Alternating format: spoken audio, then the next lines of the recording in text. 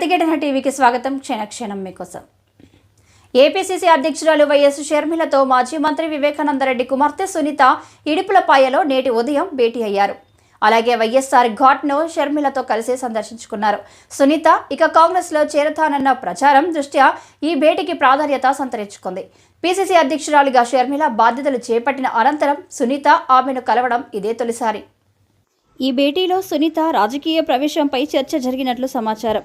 తన తండ్రి హత్యపై సునీత తొలి నుంచి గట్టి పోరాటమే చేస్తున్నారు.